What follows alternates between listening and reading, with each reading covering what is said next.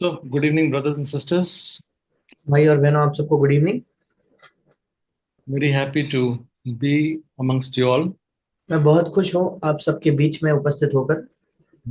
Happy to see so many brothers and sisters from various parts of India. बहुत खुश हूँ कि भारत के अलग अलग हिस्सों से इतने भाई बहन आज जुड़े हैं। Yeah. So today, brothers and sisters, I'm going to share on the title of of this message is two kinds of righteousness. और आज भाई और बहनों, जिस विषय पर मैं बांटना चाहता हूँ और हमारे विषय का शीर्षक यह है, दो प्रकार की धार्मिकताएं। Basically, it is the message about justification by faith. विशेषकर ये जो संदेश है, विश्वास के द्वारा धर्मी ठहराए जाने के विषय में है। So uh, I'm sharing this because it has been of a real blessing in my own life. और मैं इसे इसलिए भी बांट रहा हूँ क्योंकि ये संदेश मेरे व्यक्तिगत जीवन में एक आशीष का कारण बना है।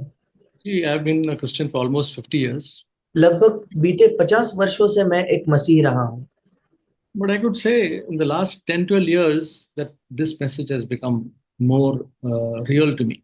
पर मैं ये कह सकता हूँ कि पिछले 10-12 वर्षों में ये संदेश मेरे लिए ज्यादा वास्तविक बन गया है। So my longing and burden right now for all of you is that you would really be able to not only understand the scriptures but also get a revelation of this. और इसलिए मेरी चाहत और मेरी प्रार्थना आप सबके लिए यही है कि ना केवल आपको बाइबल के इन वचनों को समझ मिले, बल्कि उन पर एक प्रकाशन आप सबको मिले, Because it brings a great blessing in our life.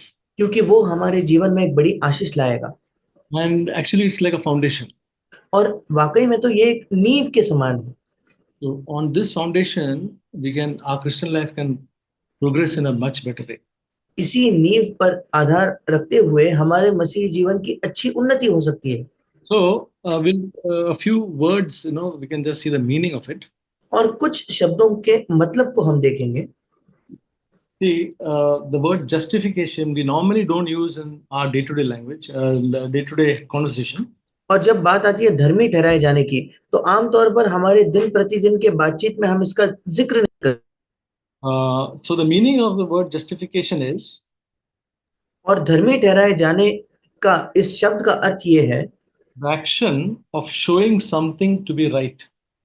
एक ऐसा कार्य जो इस बात को दिखाता हो या दर्शाता हो या ये सही है। Uh, and in biblical terms, the meaning of justification is the action of declaring or making righteous in the sight of God. और बाइबल में जब कभी धर्मी ठहराया जाना इस वाक्यांश का इस्तेमाल किया जाता है, उसका मतलब होता है किसी व्यक्ति को परमेश्वर की नजरों में सही घोषित करना या धर्मी घोषित करना। The Bible also uses the word justified. Bible इसी के साथ साथ धर्मी ठहराया जाना इसका भी उपयोग करता है। Meaning of justified is counted righteous or declared righteous. और उसका भी मतलब है कि धर्मी उन्हें धर्मी मान लिया गया है या धर्मी घोषणा कर दी गई है। Then what is the meaning of righteousness? फिर धार्मिकता की क्या मतलब है? The meaning is being morally right. धार्मिकता का मतलब है नैतिक तौर पर सही होना। So in this message, there are a lot of verses, और इस संदेश में कई वचन हैं। and basically we are looking at Romans chapter 3 and Romans chapter 4. और मूलभूत तौर पर हम रोमियो की पत्री उसका तीसरा और चौथा अध्याय को देखेंगे। So it's very important that you have your Bibles also with you, और ये बहुत महत्वपूर्ण है कि आपके पास आपका बाइबल हो, because this message is basically the word of God speaking to our lives. क्योंकि ये जो संदेश है ये परमेश्वर का वचन है जो हमारे जीवन से बात करता है। Bible says, "You shall know the truth, and the truth shall make you free." Bible बताता है कि तुम सत्य को जानोगे और सत्य तुम्हें स्वतंत्र करेगा। And that's what this message will do. और ये संदेश यही करेगा। I pray that this message will be a blessing to all of you. मैं प्रार्थना करता हूँ कि ये संदेश आप सबों के लिए एक आशीष का कारण होगा। And so we'll read a lot of verses, okay? और इसलिए हम आज कई वचनों को पढ़ेंगे। Okay. So God gave Abraham, who was a friend of God, और परमेश्वर ने अब्राहम को, जो परमेश्वर का मित्र कहलाता था, to his descendants, God gave the law. उसके जो वंशज थे उन्हें परमेश्वर ने व्यवस्था को दिया। Abraham was a faithful man, and he was a man of faith. to his descendants, God said they are a special people. Abraham एक विश्वास योग्य व्यक्ति था और उसके वंशजों को परमेश्वर ने एक विशेष ऐसी प्रजा कहा। So God gave them the law, the 10 commandments. परमेश्वर ने उन्हें व्यवस्था अर्थात 10 आज्ञाएं दी He also gave them the civil laws and the ceremonial laws. और उसी के साथ साथ उनके दिन प्रतिदिन के लिए जो नियम है और जो कुछ विशेष परंपराएं थे, अनुष्ठान थे, उनके भी नियम दिए। This kept them almost like morally a good generation, morally good people. इन व्यवस्थाओं को मानकर, इन नियमों को मानकर वे नैतिक तौर पर तो बहुत भले व्यक्ति बन गए। Whereas the nations around them, they did not have the law, so they were steeped in sin. जबकि उनके आसपास के जो अन्य राष्ट्र थे, उनके पास ऐसी व्यवस्था नहीं थी, इसलिए वे पाप में डूब चुके थे। Now we look at Romans chapter 3. अब हम देखेंगे रोमियो की पत्री उसका 3रा अध्याय। See, after explaining about Jews and all that in verse 9, Romans chapter 3, verse 9, Apostle Paul says that both the Jews and Gentiles are all under sin. और यहूदियों और अन्य जातियों के बारे में बात करने के बाद पौलुस रोमियो 3:9 में कहता है कि यहूदी और यूनानी दोनों ही उन पर दोष लग चुका है कि वे सब के सब पाप के वश में हैं। Even though they had the law, they did not keep the law. इसके बावजूद कि उनके पास व्यवस्था थी, उन्होंने व्यवस्था को माना नहीं। And the Gentiles, they did not have the law, so they were in sin already. और जो यूनानी या जो अन्य जाति थे, उनके पास तो व्यवस्था थी नहीं, इसलिए वे पहले से ही पाप में थे। So in verse 9 he says, for we have already charged that both Jews and Greeks are all under sin. और 9वें वचन में वो कहता है कि क्योंकि हम यहूदियों और यूनानियों दोनों पर यह दोष लगा चुके हैं कि वे सब के सब पाप के वश में हैं। Now the law, the 10 commandments was given. अब जब व्यवस्था या 10 आज्ञाएं दी गई थी, and the faithful Jews, they tried to keep it. विश्वास योग्य जो यहूदी थे, उन्होंने उसकी आज्ञा मानने की कोशिश की। That we'll read in verse 20, Romans chapter 3, verse 20. और इसे हम 20 वचन में पढ़ने की कोशिश करेंगे, Romeo 3:20। It says, because by the works of the law, no flesh will be justified in his sight, for through the law comes the knowledge of sin. क्योंकि वहां लिखा है, क्योंकि व्यवस्था के कामों से कोई प्राणी उसके सामने धर्मी नहीं ठहरेगा, इसलिए कि व्यवस्था के द्वारा पाप की पहचान होती है। So God gave the law, and these people, they were trying to keep. Uncle, I think in the last I lost you. Can you repeat it once? Yeah. God gave them the law, and the Jews were trying to keep the law. और परमेश्वर ने उन्हें व्यवस्था दी थी, और जो यहूदी थे वो उस व्यवस्था के उसकी आज्ञा मानने की कोशिश कर रहे थे। So when they tried to keep the law, then they were righteous according to that law. और जब वे उस व्यवस्था की आज्ञा मानने की कोशिश कर रहे थे, उस व्यवस्था के अनुसार वे धार्मिक थे। But here it says, by the works of the law, no flesh will be justified. पर यहाँ लिखा है कि व्यवस्था के कामों से कोई प्राणी उसके सामने धर्मी नहीं ठहरेगा। Nobody, even after keeping the law, will be declared righteous. इसका मतलब कोई भी व्यक्ति अगर वो संपूर्ण व्यवस्था को मान क्यों ना ले, फिर भी वो धर्मी नहीं घोषित किया जाएगा। In God's sight, they would still not be considered righteous. परमेश्वर की नजरों में वे फिर भी धर्मी नहीं माने जाएंगे, according to his standard. परमेश्वर के मापदंडों के अनुसार। The law was keeping people externally good. व्यवस्था जो थी वो लोगों को बाहरी तौर पर सही रख रही थी या ठीक रख रही थी। By the letter, some of them were good. और अक्षर के अनुसार उनमें से कुछ लोग भले थे, but by the spirit they were not. पर आत्मा के अनुसार वे भले नहीं थे। So that's why when you think of God's standard is we have to be not only just external but internal also. इसी वजह से अगर आप परमेश्वर के मापदंड के बारे में सोचो, हमें केवल बाहरी तौर पर नहीं बल्कि अंदरूनी तौर पर भी धार्मिक होना है। Then verse 20 says, for through the law comes the knowledge of sin. और 20 वचन कहता है कि व्यवस्था के द्वारा पाप की पहचान होती है। The law was given because there was no law before that. So the law was given to tell people that this is sin, you must not do this, you must do this. और व्यवस्था दी गई थी क्योंकि उसके पहले कोई व्यवस्था नहीं थी, तो लोगों को पाप नहीं पता था, इसलिए व्यवस्था कहती थी तुम्हें ये करना है, तुम्हें ये नहीं करना है। So that's why it says in verse 20, by the works of the law, no flesh will be justified. इसी वजह से 20 वचन कहता है व्यवस्था के कामों से कोई प्राणी उसके सामने धर्मी नहीं ठहरेगा। That means by the righteousness of the law, no one will be justified. इसका मतलब व्यवस्था के धार्मिकता के अनुसार कोई व्यक्ति धर्मी नहीं ठहराया जाएगा। Now verse 21, very important. अब 21 वचन बहुत महत्वपूर्ण है। But now, apart from the law, the righteousness of God has been manifested, which being witnessed by the law and the prophets. परंतु अब व्यवस्था से अलग परमेश्वर की वो धार्मिकता प्रकट हुई है जिसकी गवाही व्यवस्था और भविष्यद्वक्ता देते हैं। So now the Apostle Paul is saying, now you keep aside the law, but another righteousness has come, that is called the righteousness of God, has been manifested. अब पौलुस कहता है कि व्यवस्था को तुम अलग रख दो क्योंकि एक नई प्रकार की धार्मिकता प्रकट हुई है जो परमेश्वर की वो धार्मिकता है And this has been witnessed by the law and the prophets. और जिसकी गवाही व्यवस्था और भविष्यद्वक्ता देते हैं। In the law, it was told about Jesus' coming. और व्यवस्था जो थी वो यीशु के आने के विषय में प्रचार करती थी The prophets spoke about Jesus' coming. और भविष्यद्वक्ताओं ने भी यीशु के आगमन के बारे में कहा। In the law, when you think about Exodus and all, right up from Exodus about Jesus, it is being spoken. और व्यवस्था को अगर आप देखो तो निर्गमन की शुरुआत से यीशु के आगमन की बात की गई है। We read John chapter 19. अगर हम पढ़े यूहन्ना उसका 19 अध्याय, John chapter 19, verse 36. यूहन्ना 19 उसका 36 वचन। For these things came to pass that the scripture might be fulfilled, not a bone of him shall be broken. ये बातें इसलिए हुई कि पवित्र शास्त्र में जो कहा गया वो पूरा हो, उसकी कोई हड्डी तोड़ी ना जाएगी। About Jesus. यीशु के बारे में ये है।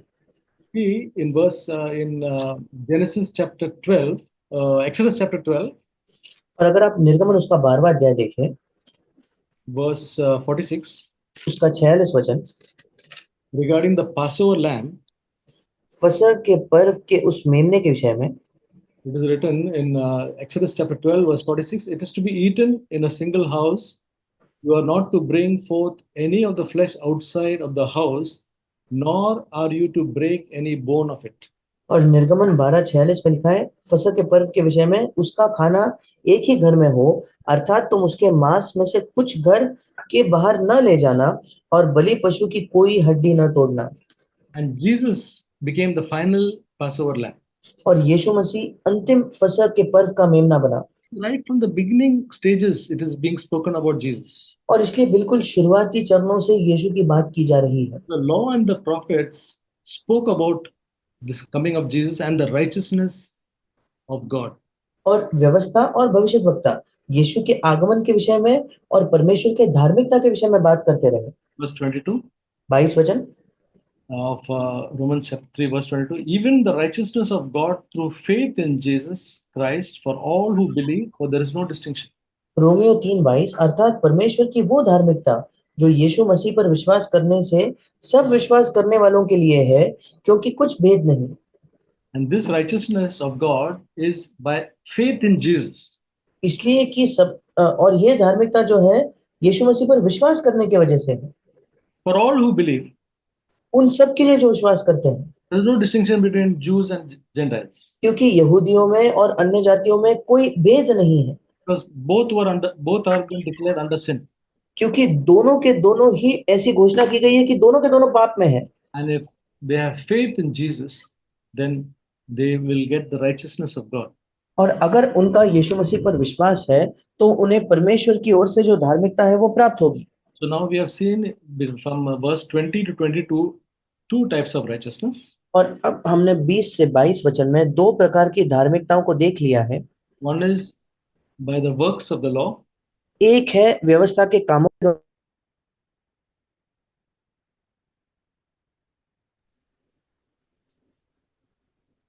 Hello. ये संगल By the one is by the works of the law. That righteousness, the word of God says that by that you cannot be justified. एक है व्यवस्था के कामों के द्वारा और परमेश्वर का वचन कहता है कि उसके द्वारा तुम धर्मी नहीं ठहर सकते। But now it is speaking about another righteousness, which is called the righteousness of God. पर अब यहाँ एक और धार्मिकता की बात होती है, और यह है परमेश्वर की धार्मिकता, It comes by faith in Jesus. जो मसीह पर विश्वास करने के द्वारा आता है। So we have seen these two types of righteousness. और अब हमने इन दो प्रकार की धार्मिकताओं को देख लिया। Now we look in Philippians chapter 3 verse 9. अब हम देखेंगे फिलिपियों की पत्री उसका 3 अध्याय 19 वचन। Philippians 3 9. Okay, before Philippians 3 9, this is about the Apostle Paul. और फिलिपियो 3:9 देखने से पहले, जो पौलुस के प्रेरित पौलुस के विषय में है। The Apostle Paul was a very faithful Jew. प्रेरित पौलुस जो था वो बहुत ही विश्वास योग्य एक यहूदी था। Okay, and it says in verse 6, as to the righteousness which is in the law, found blameless. और फिलिपियो 3:6 में लिखा है, व्यवस्था की धार्मिकता के विषय में यदि कहो तो निर्दोष था। So he was one of the persons who was very faithful to God as far as his understanding goes. और यहाँ एक व्यक्ति था जो उसकी समझ के अनुसार परमेश्वर के सामने बिल्कुल विश्वास योग्य था। But then, verse 8 it says, more than that, I count all things to be lost in view of the surpassing value of knowing Christ Jesus my Lord. पर उसके आगे 8वें वचन में वो कहता है, वरन मैं अपने प्रभु मसीह यीशु की पहचान की उत्तमता के कारण सब बातों को हानि समझता हूँ। So now, about Jesus Christ, when he want to know, he says, I count all those things as loss. और जब उसे यीशु को जानने की बात आई तो वो कहता है, मैं उन सब बातों को हानि समझता हूँ। And verse 9 says, and may be found in him, not having a righteousness of my own derived from the law, but that which is through faith in Christ, the righteousness which comes from God on the basis of faith. और 9वां वचन कहता है कि मैं उसमें पाया जाऊं, न कि अपनी उस धार्मिकता के साथ जो व्यवस्था से है, वरन उस धार्मिकता के साथ जो मसीह पर विश्वास करने के कारण है और परमेश्वर की ओर से विश्वास करने पर मिलती है। So he was the one who has practiced this righteousness which is based on the law. और पौलुस ये व्यक्ति था जिसने इस धार्मिकता को प्राप्त किया था जो व्यवस्था को रखने से आती थी। And he's saying that now I don't want to be found in Jesus having that righteousness which is my own. He says, my righteousness of my own derived from the law. और अब वो कहता है, अगर मैं यीशु में पाया जाना चाहता हूं तो मैं उस धार्मिकता के साथ नहीं आना चाहता जो व्यवस्था को रखने से, व्यवस्था को की आज्ञा मानने से जो धार्मिकता आती है वो मैं नहीं चाहता। But I want this righteousness now, which is through faith in Christ. पर वो कहता है, अब मैं उस धार्मिकता को चाहता हूं जो मसीह पर विश्वास करने के कारण आती है। What is that? That righteousness? The righteousness which comes from God. और वो दूसरी धार्मिकता कौन सी है? वो धार्मिकता जो परमेश्वर की ओर से आती है। It's not a righteousness of our own. ये हमारी अपनी धार्मिकता नहीं है, It's the righteousness of God. ये परमेश्वर की धार्मिकता है। Absolutely. Righteousness of God means it's something which is mind-boggling, you can say. और परमेश्वर की धार्मिकता अगर हम कहें तो ये हमारे मन को बिल्कुल हमारे समझ से परे हम कह सकते हैं, The basis of faith. विश्वास के आधार पर। So we see in this verse both these righteousness. और इस वचन में हम इन दोनों प्रकार के धार्मिकताओं को देखते हैं, Righteousness based on the law and the righteousness which is of God. एक धार्मिकता जो व्यवस्था पर अधीन है, जो व्यवस्था पर आधारित है, और दूसरी धार्मिकता जो परमेश्वर की है। Brothers and sisters, we are not under the Mosaic law that way. और भाई और बहनों, हम मूसा के व्यवस्था के अधीन नहीं है, Though the 10 Commandments we have to keep, इसके बावजूद कि 10 आज्ञाओं को हमें मानना है, but we have so many rules and regulations which we make for ourselves. पर कई नियम हैं, कई ऐसे व्यवस्थाएं हैं जो हम अपने आप के लिए बना लेते हैं। We say I must read the Bible daily, हम कहते हैं कि मुझे प्रतिदिन बाइबल पढ़ना है, which is good. जो अच्छा है। I must spend some good time in prayer, और हम कहते हैं कि मुझे कुछ अच्छा समय प्रार्थना में बिताना है, maybe half an hour or 1 hour. शायद आधा घंटा, 1 घंटा। Each one of us will have different timings and all that. और हम में से हर एक व्यक्ति के अलग अलग समय होंगे।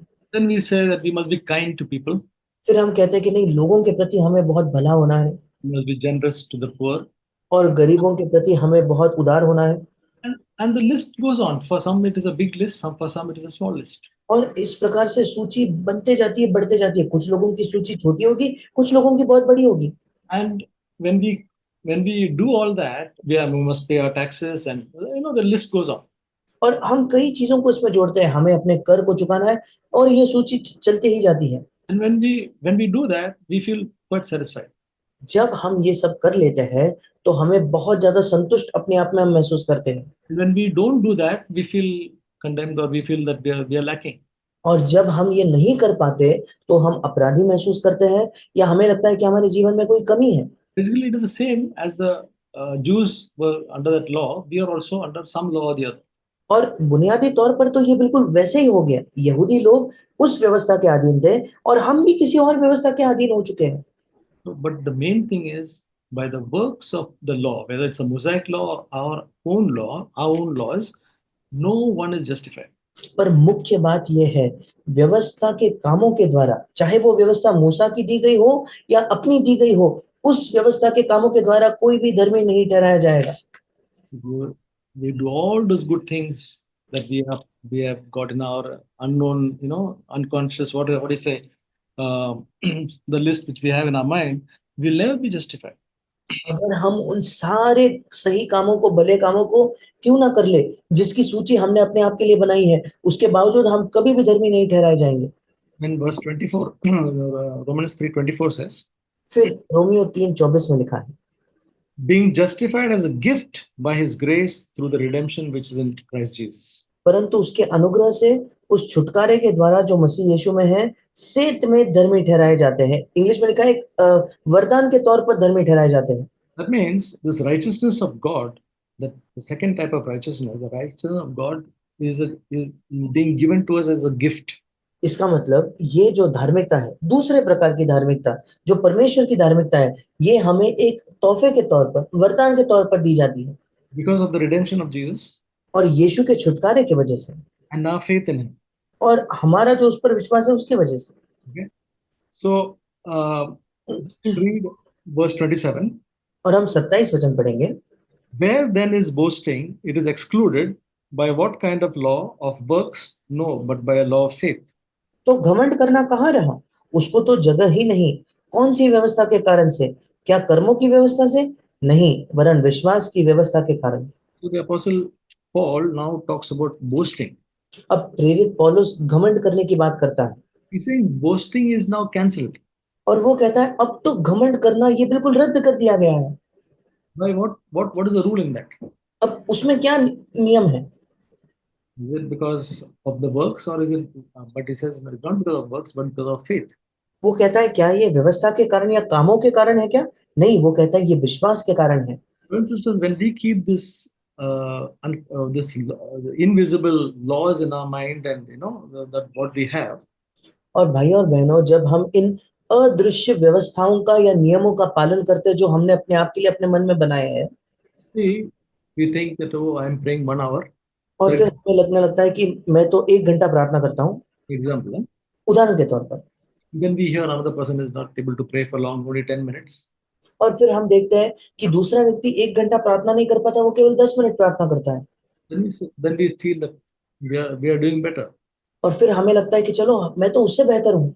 We feel that we are quite generous, but we feel others are not so generous. और शायद हम बहुत उदार होंगे और हमें लगता है कि नहीं, दूसरे लोग पर्याप्त उदार नहीं है। This righteousness based on these laws we are always comparing with others. इन नियमों या कानूनों या व्यवस्थाओं पर आधारित जो धार्मिकता है, उसमें हम निरंतर दूसरों से अपनी तुलना करते हैं। Wherever we find that we are a little better, there is a boasting within us. और जब कभी हम पाते हैं कि हम किसी और से थोड़े बेहतर हैं, तो तुरंत हमारे अंदर घमंड करना आता है। Sometimes we boast out externally. Sometimes it is within us. कभी कभी बाहरी तौर पर हम व्यक्त करके उस घमंड को व्यक्त करते हैं, कभी कभी वो हमारे अंदर ही एक घमंड होता है। It's like that two people who went to the temple, the Pharisee and the publican. बिल्कुल जैसे वे दो लोग मंदिर में गए, एक फरीसी एक चुंगी लेने वाला। He was doing so many great things and he was thinking about it. वो सब अच्छे अच्छे काम करके फरीसी अपने ही अच्छे कामों के बारे में सोच रहा था। Then he looked at the publican and he said, "This person he doesn't do any of these things and he's a sinner also." और फिर उस फरीसी ने चुंगी लेने वाले की ओर देखा और कहा कि ये ना ही इन अच्छे कामों को करता है जो मैं करता हूँ, उसी के साथ साथ ये तो एक पापी है। Brothers and sisters, if we have the righteousness based on the law, we will do the very same thing. भाई और बहनों, अगर हमारे पास वो धार्मिकता है जो व्यवस्था पर आधारित है, तो हम बिल्कुल यही बात करेंगे। But here it says boasting is cancelled. पर यहाँ लिखा है कि घमंड करना कहाँ रहा, उस वो रद्द हो चुका है। That happens when we have the righteousness of God. ये तब होता है जब हमारे पास परमेश्वर की धार्मिकता है। That's why it is so important. और ये बहुत महत्वपूर्ण है। See, when we have the righteousness of God, we all have the righteousness of God. The same righteousness of God is with all of us. जब हमारे पास परमेश्वर की धार्मिकता होती है, तब हम जानेंगे कि हम सबके पास परमेश्वर की वही धार्मिकता है। Whether we are mature or whether we are just born again, the righteousness of God is the same for all of us. चाहे हम मसीह में बड़े प्रौढ़ या सयाने हो, या हमारा अभी अभी नया जन्म हुआ है, पर परमेश्वर की धार्मिकता हम में से हर एक के लिए एक समान है। We cannot boast. We don't boast. और फिर हम घमंड कर ही नहीं सकते, हम घमंड नहीं करते। We value each one. हम हर एक का मूल्य करते हैं। So this truth really changes our lives. और ये सत्य जो है, ये वाकई हमारे जीवन को बदल देता है। Verse 28 says, 28 वचन कहता है, for we maintain, now he emphatically saying, for we maintain that a man is justified by faith apart from the works of the law. इसलिए हम इस परिणाम पर पहुंचते हैं। वो जोर देते हुए कहता है कि मनुष्य व्यवस्था के कामों से अलग ही विश्वास के द्वारा धर्मी ठहरता है। So now, in chapter 4, he further explains it, अब चौथे अध्याय में इससे आगे बढ़कर वो इसको समझाता है, and he brings Abraham into the picture. और अब वो अब्राहम को चित्र में लाता है। We'll read this chapter 4, verse 1 and 2. हम चौथे अध्याय के पहले 2 वचनों को पढ़ेंगे। What shall we say then? What shall we say that Abraham, our forefather according to the flesh, has found? For if Abraham was justified by works, he has something to boast about, but not before God. इसलिए हम क्या कहें, हमारे शारीरिक पिता Abraham को क्या प्राप्त हुआ? क्योंकि यदि अब्राहम कामों से धर्मी ठहराया जाता, तो उसे घमंड करने की जगह होती, परंतु परमेश्वर के निकट नहीं। Yeah. So the Apostle Paul is saying, if Abraham was justified by works, then he has something to boast. और प्रेरित पौलुस कहता है, अगर अब्राहम अपने कामों से धर्मी ठहराया जाता, फिर उसके पास घमंड करने की कोई वजह होती। Abraham, who was a very rich man, said, I give my, so I'm very generous, I do so many good things, and because of all that, I am righteous. और अगर अब्राहम कहता कि मैं बड़ा धनवान व्यक्ति हूँ, पर मैं कितना उदार हूँ, और मेरे इन सब भले कामों की वजह से मैं धार्मिक हूँ, अगर वो ऐसा कह पाता तो। It says you cannot boast before God. पर ऐसा लिखा है कि वो परमेश्वर के सामने घमंड हम नहीं कर सकते। Verse 3 says, तीसरा वचन कहता है, for what does the scripture say? And Abraham believed God, and it was reckoned to him as righteousness. पवित्र शास्त्र क्या कहता है? ये कि अब्राहम ने परमेश्वर पर विश्वास किया, और ये उसके लिए धार्मिकता गिना गया।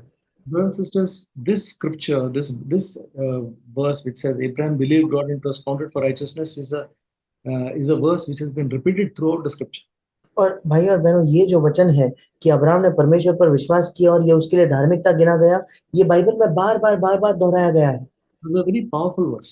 और ये एक बहुत सामर्थ्य से भरा वचन है। And the word of God is telling us to get some principle out of this. और परमेश्वर का वचन हमें बता रहा है कि कोई सिद्धांत को हम इस बात से प्राप्त करें।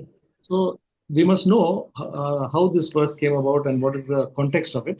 और इसलिए हमें ये मालूम होना चाहिए कि ये वचन कैसे आया और इसकी पृष्ठभूमि क्या है, इसका संदर्भ क्या है। You should remember this passage in Genesis 15. और इसलिए हमें वचन के इस भाग को भी याद रखना है, उत्पत्ति उसका 15 अध्याय, verses 5 and 6. उसका 5 और 6 वचन। Genesis 15 verses 5 and 6. उत्पत्ति 15 उसका 5 और 6। Now Abraham was about 75 years old. Abraham 75 वर्ष का था, and he did not have any children. उसकी कोई संतान नहीं थी। And they were looking forward for children, but they did not get. और वे संतान की अपेक्षा किए हुए थे, पर उन्हें संतान नहीं हुई। And at this time, God told them in verse 5, they were living in tents. God said, and he took him outside and said, now look to the heavens and count the stars, if you are able to count them. And he said, so shall your descendants be. और परमेश्वर ने उसे 5वें वचन में कहा, और उसने उसको बाहर ले जाके कहा, आकाश की ओर दृष्टि करके तारागण को गिन, क्या तू उनको गिन सकता है? फिर उसने उससे कहा तेरा वंश ऐसा ही होगा। So he took Abraham out and told him to look at the skies. During those days, the skies are very clear and you could see so many stars. और परमेश्वर अब्राहम को बाहर ले गया। उन दिनों में आकाश बिल्कुल साफ था और इसलिए अब्राहम कई तारों को देख पाया।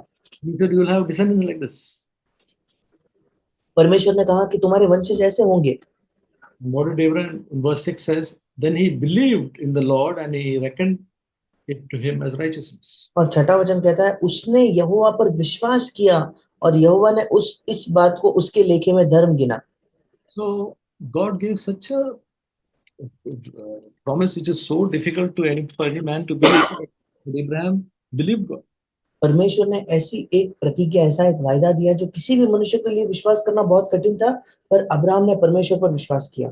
God said, "You are a righteous man और परमेश्वर ने कहा तुम एक धर्मी व्यक्ति हो because you believed in me." क्योंकि तुमने उस वायदे पर विश्वास किया। This is one principle that we also have to learn, that God considers people righteous because of our faith in Him. और ये एक सिद्धांत है जो हमें समझने की जरूरत है कि परमेश्वर लोगों को धर्मी इसलिए गिनता है जब हम उस पर विश्वास करते हैं। We normally consider people righteous if they are do some good things, and they are, from our mind we say, "Yeah, he's a righteous person." हम आमतौर पर लोगों को तब धर्मी कहते हैं अगर वे भले कामों को करते हैं, तो उन भले कामों को देखकर हम अपने दृष्टिकोण में कहते हैं कि ये धर्मी है। God's ways are that anybody who believes in Him, God counts them as righteous. पर परमेश्वर के मार्ग अलग है। अगर कोई भी परमेश्वर पर विश्वास करता है, परमेश्वर उसे धर्मी कहता है। So, what about so many promises of God which God has given us? फिर उन सारे वायदों का क्या जो परमेश्वर ने वायदे हमें दिए हैं। Each time we believe His promise, जब कभी हम उसके वायदे पर विश्वास करते हैं, we are counted as righteous. हम धर्मी गिने जाते हैं। You must remember that whenever we believe His promises, we are righteous people. और हमें ये याद रखना है जब भी हम उसके वायदों पर विश्वास करते हैं तो हम धर्मी व्यक्ति हैं। Vast millions, they don't believe in God's promises. और जो अधिकतर लोक संख्या है, लाखों की तादाद में वे परमेश्वर के वायदों पर विश्वास नहीं करते। Then it says in verse 4, chapter 4, verse 4, और फिर रोमियो 4:4 में कहा है but to the one who works, his wage is reckoned, is not reckoned as a favor, but what is due. काम करने वाले की मजदूरी देना दान नहीं परंतु हक समझा जाता है। It says anybody who works, he should get a salary. और ऐसा लिखा है कि कोई भी व्यक्ति जो काम करता है उसको तो अपनी मजदूरी तनख्वाह मिलनी ही है। All of us who work, this thing at the end of the month or the beginning of the month, we get a salary. हम में से हर कोई जो काम करता है महीने के अंत में या महीने की शुरुआत में हमें अपनी तनख्वाह मिलती है। Because of our hard work, वो हमारी मेहनत की वजह से है and it is due for us. और वो हमें देना बनता है। When it is given to us, it is not something like we expect it because it is due to us. जब हमें तनख्वाह मिलती है ऐसा नहीं कि हम पर कोई कृपा कर रहा है, नहीं, हमने काम किया है और हम अपेक्षा करते हैं कि हमें तनख्वाह मिले। Verse 5 says, "But to the one who does not work, but believes in him who justifies the ungodly, his faith is reckoned as righteous." पांचवा वचन रोमियो 4:5, परंतु जो काम नहीं करता वरन भक्तिहीन के धर्मी ठहराने वाले पर विश्वास करता है, उसका विश्वास उसके लिए धार्मिकता गिना जाता है। It is like, we have our birthday and somebody comes and gives us a very precious gift. सोच कर देखिए, हमारा जन्मदिन है और कोई व्यक्ति आकर हमें बड़ा मूल्यवान कोई तोहफा दे तो, And we have not done anything for it. और हमने उस तोहफे को प्राप्त करने के लिए कुछ नहीं किया, A gift. वो एक तोहफा था। It's like that. It says, "One who does not work, but believes in him who justifies the ungodly, his faith is reckoned as righteousness." वैसे ही लिखा है, परंतु जो काम नहीं करता वरन भक्तिहीन के धर्मी ठहराने वाले पर विश्वास करता है, उसका विश्वास उसके लिए धार्मिकता गिना जाता है। So this righteousness of God, which comes from faith, is a gift. और ये धार्मिकता जो परमेश्वर की धार्मिकता है जो विश्वास से आती है, वो एक वरदान है, तोहफा है। It is not something that is due to us. ये ऐसा कुछ नहीं है जो हमें हमारे हक के तौर पर दिया जाता है। In fact, we don't deserve it. वाकई में तो हम इसके हकदार नहीं, इसके लायक नहीं, It is given to us. पर वो हमें दिया जाता है That's why it fills us with joy. और इसी वजह से वो हमें आनंद से भर देता है। We further go to see how Abraham lived. और आगे जाकर अगर हम देखें अगर अब्राहम कैसे जिया तो At the age of 75, he was counted as righteous. 75 वर्ष की उम्र में वो धर्मी गिना गया। But then what what happened in years later? पर फिर कई वर्षों के बाद क्या हुआ? Did he still believe the promise of God? क्या वो उसके बाद भी परमेश्वर के वायदे में विश्वास करते रहा? He got that promise of Isaac at the age of 100. इसहाक के जन्म का वायदा उसे 100 वर्ष के उम्र में पूरा हुआ। 25 years, how was he? 25 वर्षों में उसकी क्या अवस्था थी? Chapter 4, verse 20. रोमियो 4 उसका 20। Yet, with respect to the promise of God, he did not waver in unbelief, but grew strong in faith, giving glory to God. और न अविश्वासी होकर परमेश्वर की प्रतिज्ञा पर संदेह किया, पर विश्वास में दृढ़ होकर परमेश्वर की महिमा की। Verse 21, and being fully assured that what he had promised, he was able also to perform. और 21 वचन, और निश्चय जाना कि जिस बात की उसने प्रतिज्ञा की है वो उसे पूरा करने में भी समर्थ है। So, this promise which God had given him when he was 75, he still continued to believe. और ये वायदा जो परमेश्वर ने उसे तब दिया जब वो 75 वर्ष का था, तब भी उसने उस पर विश्वास करना जारी रखा। Verse 22 says, therefore also it was reckoned to him as righteousness. 22 वचन, इस कारण ये इस उसके लिए धार्मिकता गिना गया। It means his righteousness was not only momentary, but all through the 25 years. इसका मतलब उसकी धार्मिकता क्षण भर नहीं थी, बल्कि उन संपूर्ण 25 वर्षों में उसकी धार्मिकता थी। Whenever we have got some trial, some difficulty, does our faith waver, thinking that only in good times, we must believe, or must carry on our faith through all times? जब हम किसी कठिनाई में, किसी कठिन परिस्थिति में होते हैं, तो क्या हमारा विश्वास डगमगाता है? क्या हम संदेह करने लगते हैं क्या कि यहाँ हमारा विश्वास निरंतर बना रहता है सब परिस्थितियों में? Now the wonderful thing is verse 23. अब अद्भुत चीज को हम देखते हैं 23 वचन में।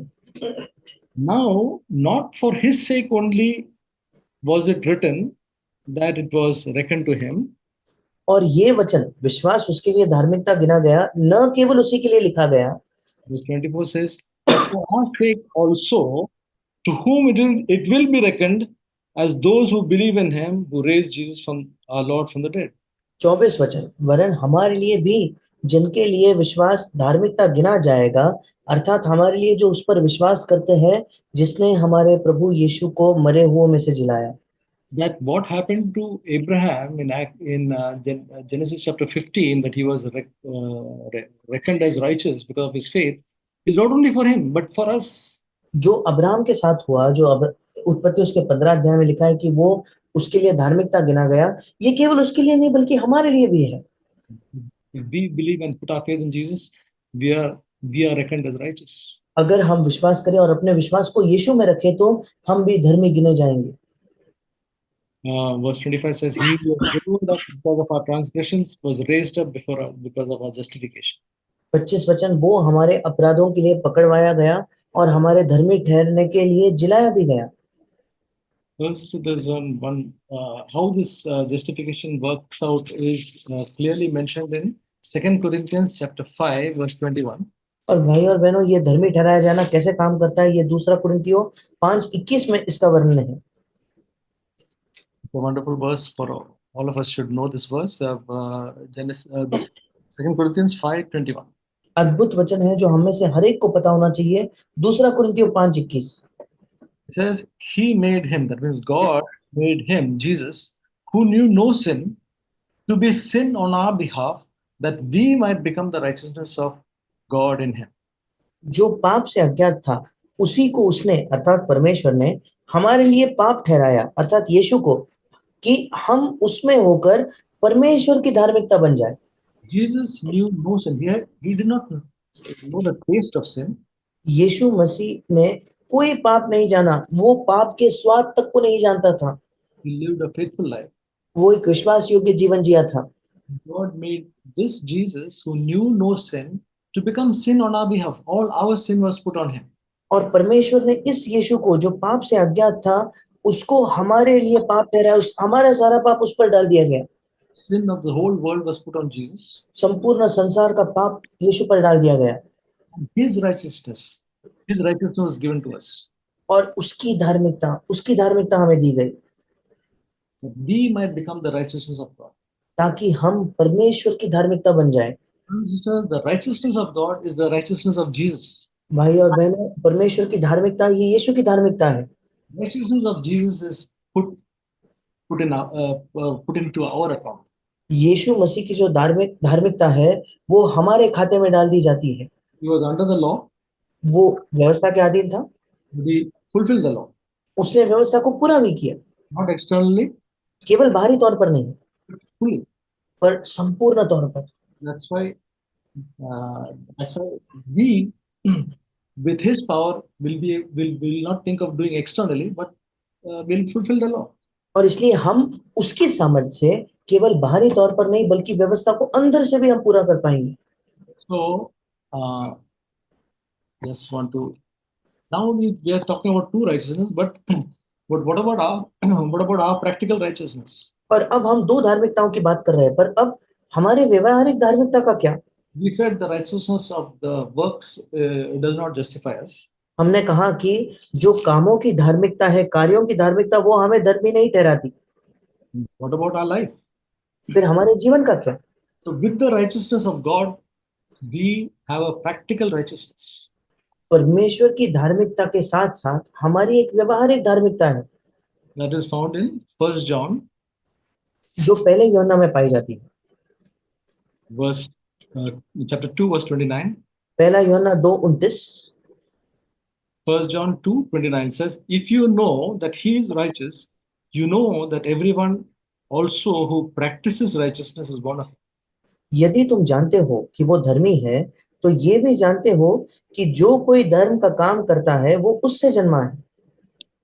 So, with the righteousness of God placed on us, that is our position, we practice righteousness. जब परमेश्वर की धार्मिकता हम पर रख दी जाती है, वो हमारा स्थान है, उसी के साथ साथ हम भी धर्म के काम करते हैं। The Holy Spirit who lives within us helps us to practice righteousness in our day-to-day life. पवित्र आत्मा जो हमारे अंदर रहता है वो हमारे दिन प्रतिदिन के जीवन में हमारी सहायता करता है कि हम धार्मिकता के काम करें। It says in chapter 3, 1 John chapter 3, verse 7, पहला यूहन्ना 3:7 में लिखा है, little children, let no one deceive you. The one who practices righteousness is righteous just as he is righteous. हे बालकों, किसी के भरमाने में ना आना, जो धर्म के काम करता है वही उसके समान धर्मी है। So, so that is the outcome of the righteousness of God in our life makes us practice righteousness. और परमेश्वर की धार्मिकता जब हमारे जीवन में आती है, उसके परिणाम स्वरूप हम धार्मिकता के काम करते हैं। But our acceptance before God is always the righteousness of God. पर परमेश्वर के सामने जब हम परमेश्वर हमें स्वीकार करता है, उसका आधार केवल और केवल परमेश्वर की धार्मिकता है। Hope I've been clear in sharing this to all of you. और मैं आशा करता हूँ कि ये आपसे बांटने में, साझा करने में मैं बिल्कुल स्पष्ट रहा हूँ। Brothers and sisters, if we just not only understand the scriptures but have a revelation of it, भाई और बहनों, अगर हम इन वचनों को केवल न समझे बल्कि अगर इन पर प्रकाशन हमें मिले तो it will make us confident before God. वो हमें परमेश्वर के सामने हियाव से भर देगा, Because we are standing before God on the basis of the righteousness of God. क्योंकि हम परमेश्वर के सामने परमेश्वर की धार्मिकता के आधार पर खड़े होते हैं। There and then we will have no condemnation. और तब हमें कोई दंड की आज्ञा नहीं होगी। Condemnation, Bible says, is not for believers. Bible बताता है कि दंड की आज्ञा ये विश्वासियों के लिए है ही नहीं। There is therefore now there's no condemnation to those who are in Christ Jesus. अब जो मसीह यीशु में है उनके लिए कोई दंड आज्ञा नहीं। So and then it helps us in our every walk of our Christian life in sanctification, in overcoming this truth helps us. और ये हमारी सहायता करता है हमारे संपूर्ण मसीह जीवन में पवित्र किए जाने में और पाप पर विजय पाने में, इन सब चीजों में। So may God help us. और परमेश्वर हमारी सहायता करे।